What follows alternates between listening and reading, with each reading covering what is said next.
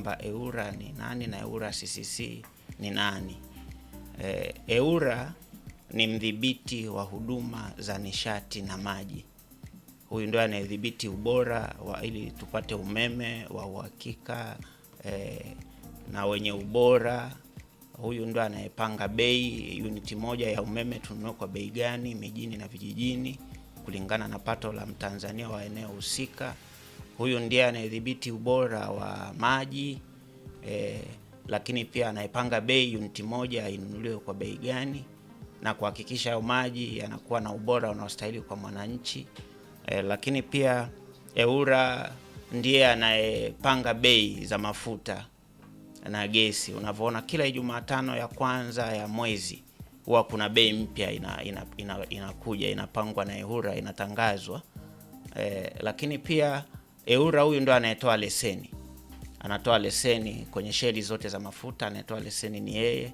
Anayetoa leseni kwa hizi mamlaka za umeme kwa maana TANESCO au mamlaka za maji, EWURA ndiye anayehusika na udhibiti huo. Lakini pia hata kupanga bei ya gesi hii tunaotumia majumbani, EWURA ndiye anayehusika. Sasa baada ya kuwa EWURA imeanzishwa ikaona mwananchi hajashirikishwa moja kwa moja, ikaundwa kamati ya ushauri wa watumiaji wa huduma za nishati na maji. Hiyo kamati kazi yake kubwa, huyu ni mtetezi wa mwananchi anayetumia huduma hizi za nishati.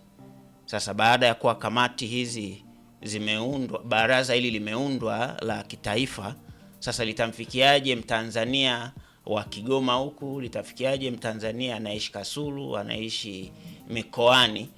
Zikaundwa kamati ndogo ndogo zenye watu 5 kwa kila mkoa. Mikoa yote ya Tanzania bara ina hizi kamati, ambazo hizo kamati sasa ndio sisi ambao tunakuja kwa mwananchi kumuelimisha ajue haki zake na wajibu wake kuhusiana na huduma hizi za nishati na maji.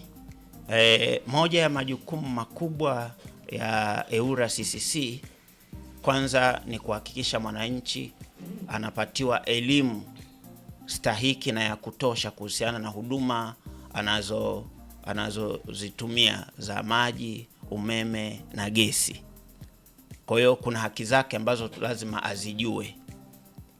Inawezekana wananchi wengi hawajui haki zao ni zipi, wanaishia kulalamika. Tuna haki karibu 8. Mwananchi anayo haki ya kupatiwa taarifa. Kama unavyoona, kama kwa kipindi hiki utaona TANESCO wanatuma meseji kwenye simu, wanatoa taarifa kwenye makundi sogozi kwamba kutakuwa katizo la umeme. Ile ni haki ya mwananchi kupata taarifa kwamba kutakuwa katizo la umeme. Lakini leo Jumatatu pia utaona KUWASA walitangaza pia, mamlaka ya maji kwa Kigoma mjini, kwamba hakutokuwa maji kwa sababu kuna katizo la umeme. Wananchi lazima wapate hizo taarifa, kwa hiyo wana haki hiyo. Lakini pia mwananchi ana haki ya faragha kwenye huduma anayopatiwa, usiri. Anayo haki yake hiyo kwamba lazima ajue.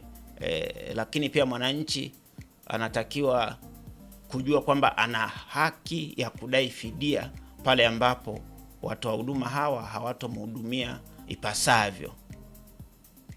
Haki kabisa ya kudai fidia.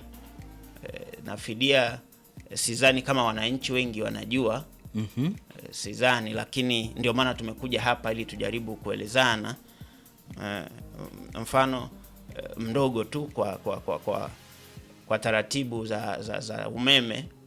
Baada ya kuwa umefanya wiring ndani kwako, mtu wa survey amekuja, umepewa control number, umelipia, umo ndani ya mita 30 ya nguzo unayochukulia umeme ipo ndani ya mita 30. Na hii haijalishi upo mjini au kijijini.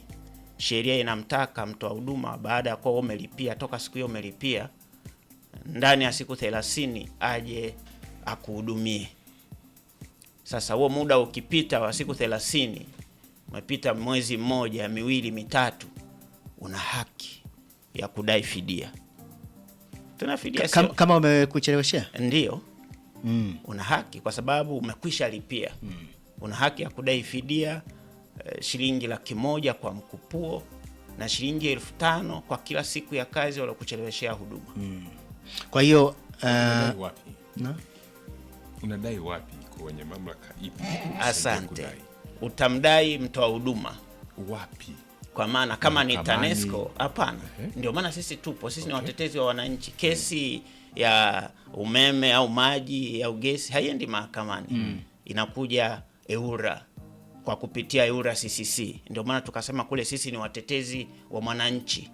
Kwa hiyo yeye mwananchi tutaelezana hapo atalalamikaje. Asilalamike tu kwa maneno, tuna namna tunavyolalamika na unapatiwa haki yako. Kwa hiyo manake ninyi ni wapinzani wa TANESCO, Hapana, EWURA? sio wapinzani. Sio wapinzani. Lengo letu kwamba lengo la serikali ni kuhakikisha kwamba hawa wanatoa huduma bora. Wanatoa huduma bora kwa sababu kama itatokea kwamba wamelitoa pesa wakamlipa mtu fidia, maana yake hapa kuna namna haikwenda vizuri kulingana na taratibu za ubora zinavyohitajika kwamba anatakiwa ahudumiwe. Na kama kuna changamoto, huyu mwananchi lazima ashirikishwe, ambiwe bwana, hatujaja kukuhudumia kwa sababu 1, 2, 3, ajulishwe na aelewe hiyo ni haki yake. Kwa hiyo sisi lengo letu ni kuhakikisha mtoa huduma anatoa huduma bora.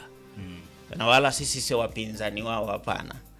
Sisi sio wapinzani, sisi ni watu ambao tunawashinikiza watoe huduma iliyo nzuri kwa mwananchi ili kila mwananchi afurahie huduma anayopewa.